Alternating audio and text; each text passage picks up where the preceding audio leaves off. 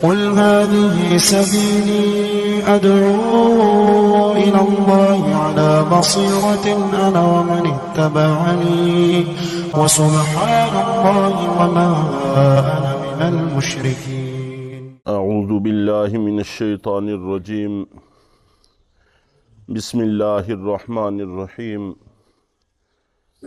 لا خیر فی کثیر من نجواہم، اور کوئی خیر نہیں ہے ان لوگوں کی بہت ساری سرگوشیوں میں.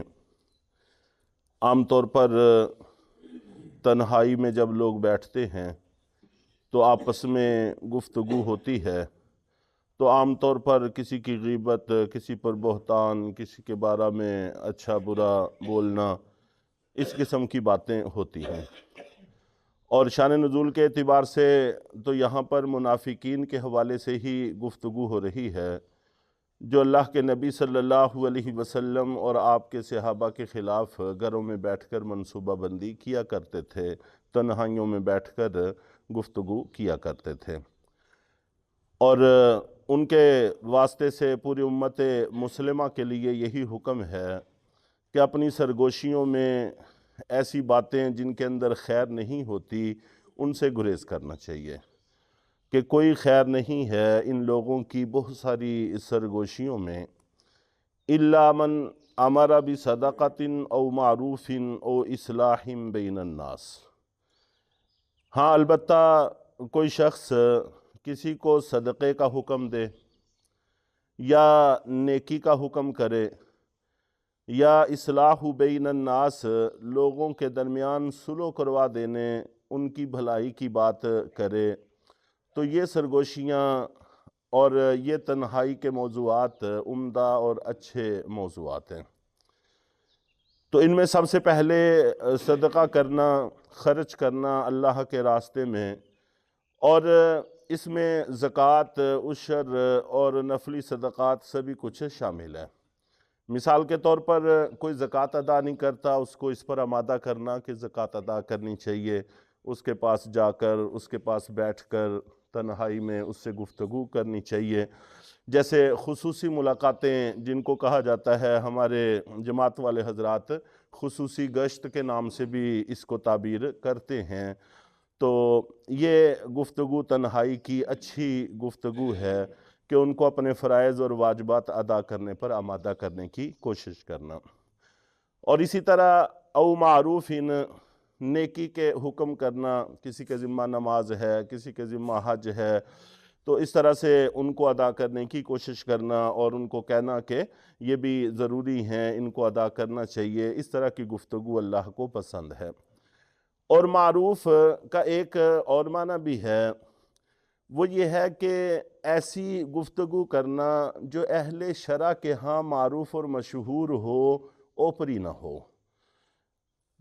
تو گویا کہ دیندار لوگوں کی گفتگو معیار قرار دی گئی ہے حق ہونے کے اعتبار سے، کہ آج کل جیسا کہ نیٹ پر اکثر لوگ سنتے رہتے ہیں، نئے سے نئی بات، نیا سے نیا شوشہ، اور ہر بات کو الجھانے کی کوشش کرنا. کوئی بھی بات ہے اس میں کوئی نہ کوئی ایسا پہلو کھڑا کر دینا جس سے عام مسلمان شکوک و شبہات میں مبتلا ہو جاتے ہیں. تو ایسے لوگوں کی طرف کان نہیں دھرنے چاہیے، توجہ نہیں کرنی چاہیے، بلکہ جو دیندار اور مذہبی لوگ ہمیں کہتے ہیں صاف سیدھی بات، اس کو تسلیم کرنا چاہیے. اسی پر چلنے کے اندر خیر ہوتی ہے. اور جو بھی بات اہل شرع کے ہاں اوپری ہو، اجنبی ہو، اس سے بچنے کی کوشش کرنی چاہیے، گریز کرنا چاہیے. او اصلاح ذات البین. اور تیسرا عنوان ذکر کیا کہ لوگوں کے درمیان صلح کروانے کی بات ہو، چاہے لوگوں کی بھلائی کی بات ہو، دونوں چیزیں اس میں شامل ہیں. اور صلح کروانے کے حوالے سے اللہ کے نبی صلی اللہ علیہ وسلم نے ایک موقع پر ارشاد فرمایا کہ کیا تم کو ایسا عمل نہ بتاؤں جو نماز سے بھی افضل ہو، صدقے سے بھی افضل ہو، اور اسی طرح روزے سے بھی افضل ہو. صحابہ کرام نے عرض کیا کہ اللہ کے رسول ضرور بتلائیں. اور جہاں پر بھی احادیث میں اس قسم کی بات آتی ہے، اس سے مراد نفلی نماز، نفلی روزہ اور نفلی صدقات ہیں. فرائض واجبات اللہ کے حق ہیں، وہ بہرحال سب سے افضل ہیں، ان کے ساتھ تقابل یہاں پر مقصود نہیں ہے۔ تو گویا کہ فرمانا یہ چاہتے ہیں کہ ایک آدمی نفلی نماز میں مصروف ہے، اپنا زیادہ تر وقت اس میں صرف کرتا ہے، اور دوسرا شخص نفلی صدقات میں مصروف رہتا ہے، زیادہ تر صلاحیت اس کام میں صرف کرتا ہے، اور کوئی شخص ہے جو نفلی روزوں میں مصروف رہتا ہے، بڑے کام ہیں، دین کے کام ہیں، معاشرے میں قدر کی نظر سے دیکھے جاتے ہیں۔ لیکن ایک آدمی ہے کہ وہ فرائض واجبات ادا کرنے کے بعد لوگوں کے درمیان اگر کوئی جھگڑا ہو، کوئی فساد ہو، یا کوئی دین سے دور ہو، ان کو دین پر لانے کی کوشش کرتا ہے، یا جھگڑا فساد ختم کروانے کی کوشش کرتا ہے، تو یہ شخص ان پہلے تینوں قسم کے لوگوں سے بہتر ہے۔ تو یہی اللہ کے نبی صلی اللہ علیہ وسلم فرماتے ہیں کہ ایسا عمل نہ بتاؤں جو نفلی نماز سے بھی بہتر ہو، نفلی روزے سے، نفلی صدقے سے بھی بہتر ہو۔ تو صحابہ کرام نے عرض کیا کہ اللہ کے رسول ضرور بتائیے، تو آپ نے ارشاد فرمایا کہ لوگوں کے درمیان میں صلح کروا دینا۔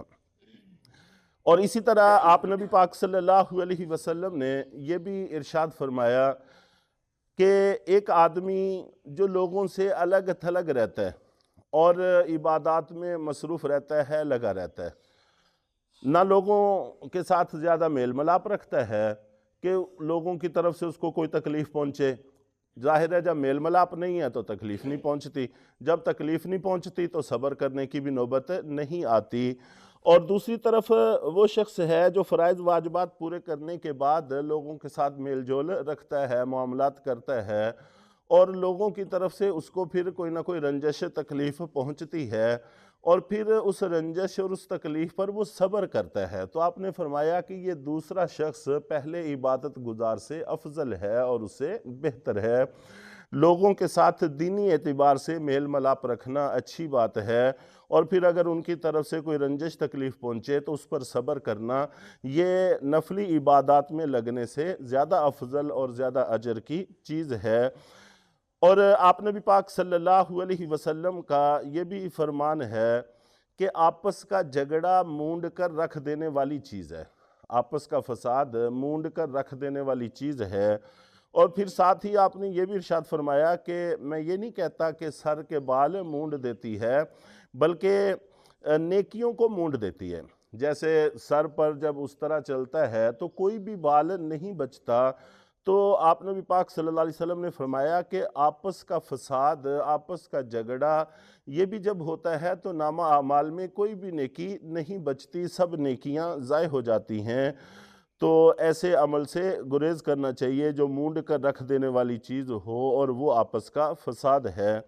تو بہرحال اللہ کے نبی صلی اللہ علیہ وسلم کی تعلیمات میں بھی اور قرآن پاک کی اس آیت میں بھی یہ بات واضح ہے کہ جیسے ہماری عمومی مجلسیں گناہوں کی گفتگو سے پاک ہونی چاہیے، ہماری تنہائی کی معاملات بھی گناہوں کے کاموں سے پاک ہونے چاہیے اور خیر پر مبنی ہونے چاہیے۔ وَمَن يَفْعَلْ ذَلِكَ ابْتِغَاءَ مَرْضَاتِ اللَّهِ، اور اس کے ساتھ ساتھ ایک اہم شرط یہ بھی ہے کہ اللہ کی رضا کے لیے یہ سارا کا سارا کام ہونا چاہیے۔ جو شخص بھی یہ سب کچھ اللہ کی رضا حاصل کرنے کے لیے کرتا ہے، فَسَوْفَ نُؤْتِيهِ أَجْرًا عَظِيمًا، تو ہم بہت جلد ان کو بہت بڑا اجر عطا کریں گے۔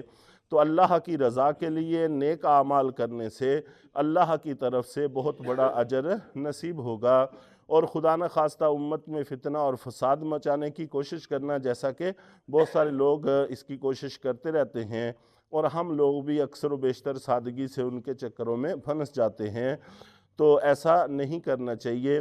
یہ فتنے ہیں، اور فتنوں کے بارے میں اللہ کے نبی صلی اللہ علیہ وسلم کی ہدایت یہی ہے کہ قرب قیامت میں فتنے کثرت سے ہوں گے، اور جو شخص ان فتنوں کی طرف جھانکے گا تو وہ فتنے ان کو بھی اپنی طرف کھینچ لیں گے۔ اس لیے محض دیکھنے کے لیے چلو دیکھنے میں کیا حرج ہے، محض چسکے کے لیے بھی ان فتنوں کی طرف متوجہ نہیں ہونا چاہیے کہ یہ ان کے لپیٹ میں آنے کا ایک ذریعہ اور سبب ہے۔ اللہ تعالی ہم سب کی حفاظت فرمائے۔